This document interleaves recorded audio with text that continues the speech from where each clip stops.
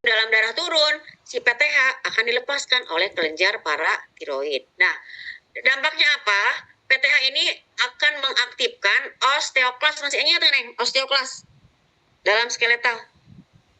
Apa osteoklas? Osteoklas apa? Sel? Yang sel perusak tulang.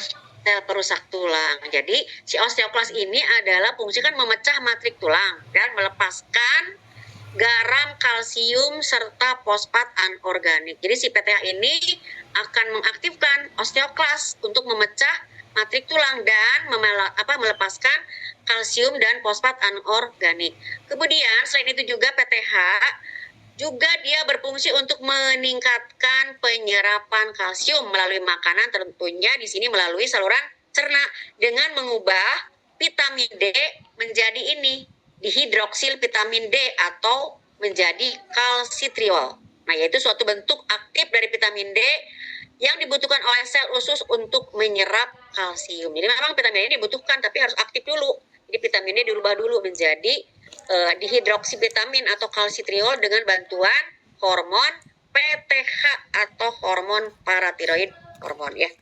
Nah, memang kalau kita lihat kemarin udah bahas di skeletal, memang kan kadar kalsium dan fosfor ini kan itu dideposit ya hampir 99% dideposit oleh tulang dan gigi, sehingga tulang dan gigi memang kalau kita kaitkan dengan sistem skelet itu menjadi keras ya teksturnya karena kandungannya. Kemudian berikutnya adalah PTH juga memang ini banyak sekali fungsinya meningkatkan kadar kalsium dalam darah dengan menghambat hilangnya kalsium melalui ginjal. Jadi dia bertolak belakang, yang satu meningkatkan kadar kalsium dalam darah tapi juga kehilangan kalsium melalui ginjal sehingga ya tetap dalam keadaan seimbang. Kemudian PTH juga meningkatkan hilangnya fosfat melalui ginjal. Jadi untuk supaya tidak keluar banyak antara fosfat dan si kalsium, yaitu sama ini dikendalikan oleh si PTH. Yang ketiga adalah hormon kalsitonin. Kalau tadi PTH dihasilkan oleh kelenjar paratiroid, ya, yang menghasilkan paratiroid hormon.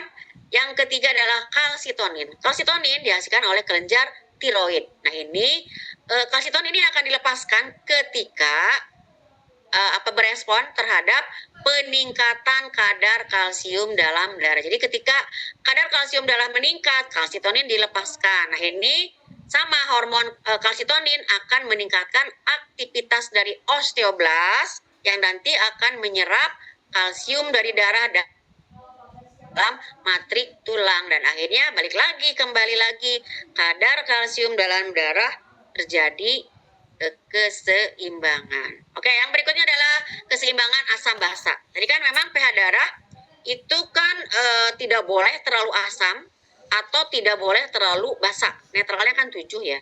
Nah, jadi kalau terlalu asam atau terlalu basa memang banyak sekali dampak pada tubuh kita. Banyak sekali keluhan-keluhan yang dirasakan oleh pasien kalau keasamannya terlalu pH darahnya terlalu asam atau terlalu basa. Jadi memang tidak boleh terlalu asam atau terlalu basa. Nah, bagaimana supaya pH darah ini tetap dalam keadaan seimbang? Nah, memang diatur secara kimiawi.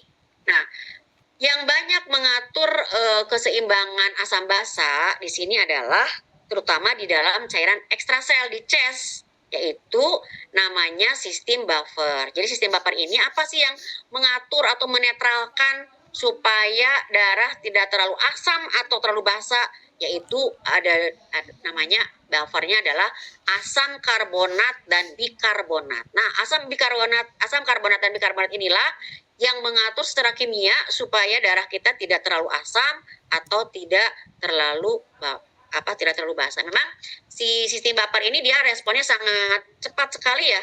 Jadi hanya beberapa detik itu bisa mengatur darah kita tetap dalam keadaan seimbang. Jadi dia memiliki efeknya sangat singkat ya.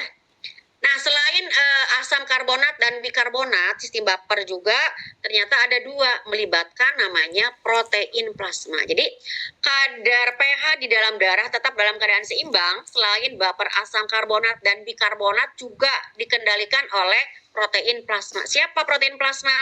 Ada albumin, ada fibrinogen, dan ada gamma globulin. Nah, itulah beberapa pengaturan kimia yang menyebabkan keseimbangan asam basa tetap dalam keadaan normal. Nah, ini biasanya memang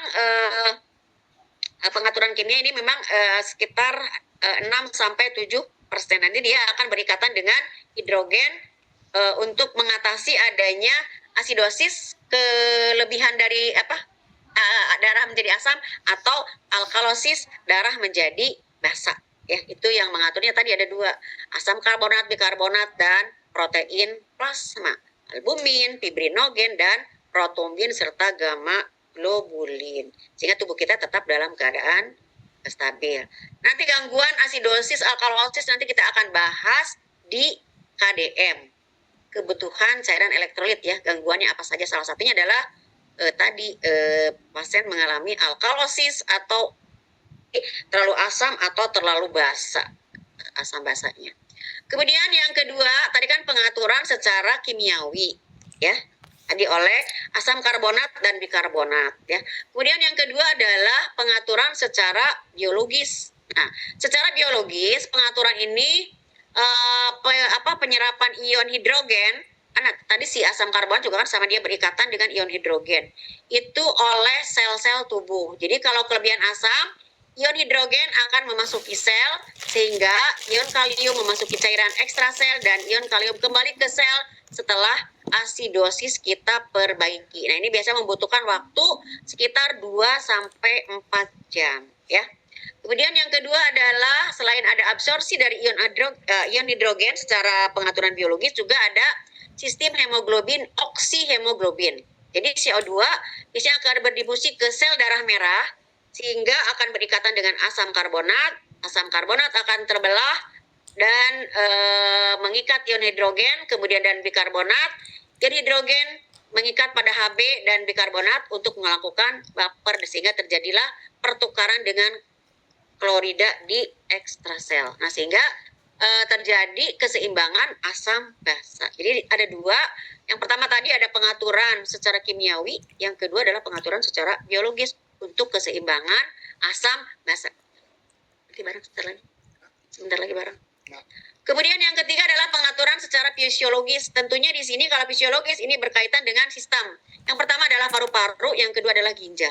Nah, kalau paru-paru di sini bereaksi cepat yaitu terhadap ketidakseimbangan asam basa.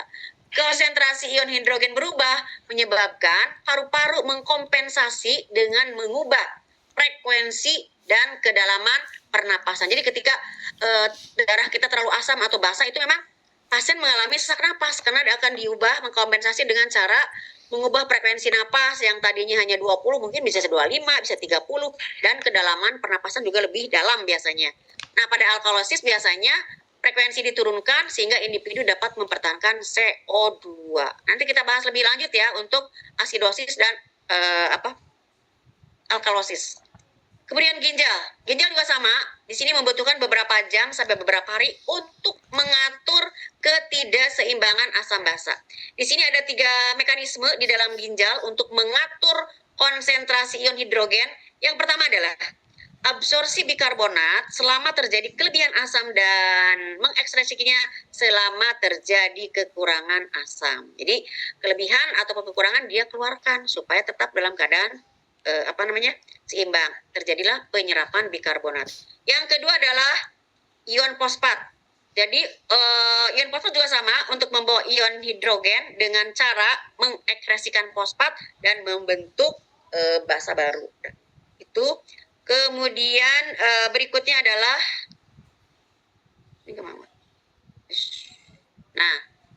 berikutnya adalah gangguan yang nanti akan kita praktekkan pemeriksaannya pada gangguan elektrolit. Yang pertama adalah edema. Pernah dengar nggak edema?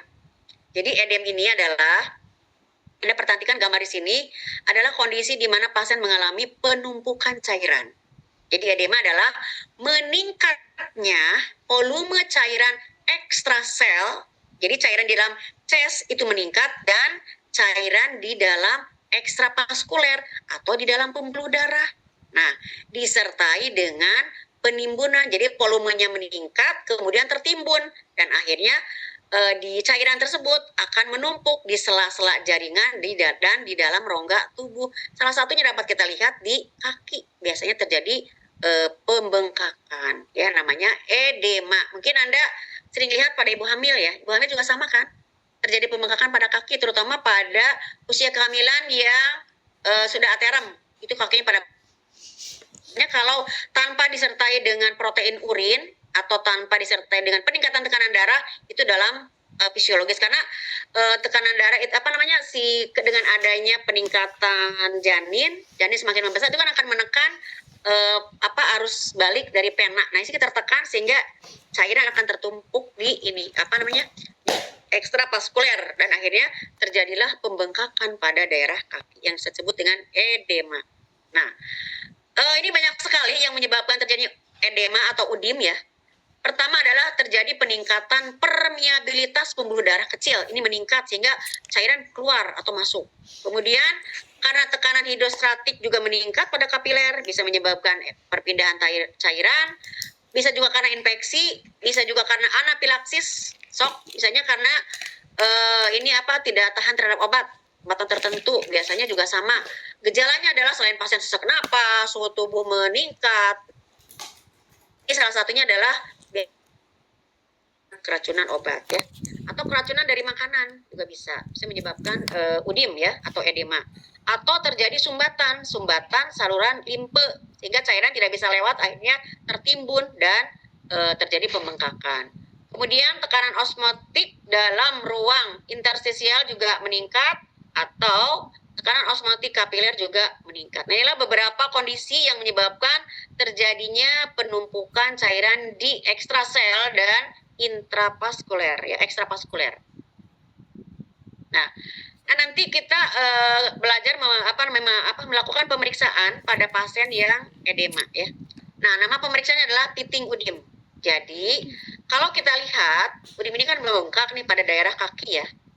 Jenis pembengkakan pada tubuh, udim itu kan pembengkakan pada tubuh yang ditandai dengan adanya lekukan. Jadi, ketika ada bengkak, kemudian Anda tekan siang bengkaknya dengan jari.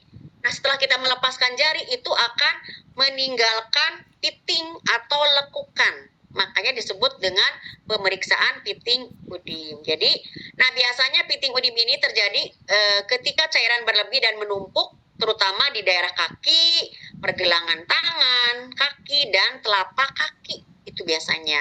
Dan bahkan kalau pasien jantung selain di kaki, tangan juga bisa ke badan, bengkak, bahkan sampai ke ke wajah biasanya pada bengkak, ya bukan gemuk ya, itu udim namanya ya. Itu berarti ada gangguan keseimbangan cairan elektrolit ya. Nah, di sini ini kan kondisi kaki yang dalam keadaan normal. Jadi kalau kita pijit pun tidak meninggalkan lekukan, tetapi pada kondisi udim, nah ini biasanya meninggalkan lekukan atau pitting. Nah, biasanya untuk pitting udim ini ada grade-nya, atau kalau di pemeriksaan itu kita sebutnya dengan positif 1. Positif 1 atau grade 1, positif 2 atau grade 2, positif 3 atau grade 3, dan positif 4 adalah. Nah, bagaimana menentukan grade ini? Itu tergantung dari kedalaman lekukan. Kalau lekukan ini kedalamannya 2 mm, berarti positif 1 atau grade 1. Apabila kita ukur kedalaman dari pittingnya itu 3-4 mili, berarti grade 2. Kemudian kedalamannya adalah 5-6 mm, adalah grade 3. Kemudian kalau kedalaman dari pittingnya adalah 8 mm, adalah positif 4 atau grade 4. Jadi kita bisa lakukan pemeriksaan pada kaki ketika kita melakukan pemeriksaan fisik ya, head to toe. Nah, ini gangguan yang berikutnya adalah kita bisa melihat dengan melihat turgor. Jadi turgor kulit ini adalah untuk menilai apakah tingkat kecukupan cairan dalam tubuhnya kurang atau lebih ya. Kalau lebih mungkin nanti bisa udim, tapi kalau kurang biasa kita dengan cara menarik kulit punggung tangan ya. Jadi turgor kulit ini berkaitan dengan elastisitas kulit, yaitu kemampuan untuk merubah bentuk dan kembali ke keadaan normal. Jadi caranya saat kulit kita kulit telapak punggung tangan kita cubit, biasanya kalau kulit yang sehat itu akan kembali lagi dengan cepat. Kita tarik kembali, oh berarti cukup nih cairannya. Tetapi kecepatan kembalinya si kulit itu namanya turgor kulit. Nah, pada pasien yang dehidrasi biasanya turgor kulitnya jelek. Dikatakan jelek apabila ketika kita mencubit kulit ya, itu kembalinya lambat. Nah, itu berarti menunjukkan kecukupan dari cairan dalam tubuh itu kurang ya, sehingga menyebabkan turgor kulitnya jelek. Nah, itulah mungkin beberapa indikator ya yang bisa selain nanti dengan ada pemeriksaan elektrolit di dalam darah, juga bisa berapa kadar natrium dalam darah, kalium, kalsium dan sebagainya. Itu juga bisa menentukan bahwa seseorang dikatakan ada gangguan keseimbangan cairan dan elektrolit. Ini bisa kita lihat dengan cara pemeriksaan piting udim ataupun dengan pemeriksaan turgor kulit. Nah, selesai sudah untuk keseimbangan cairan dan elektrolit. Ada pertanyaan?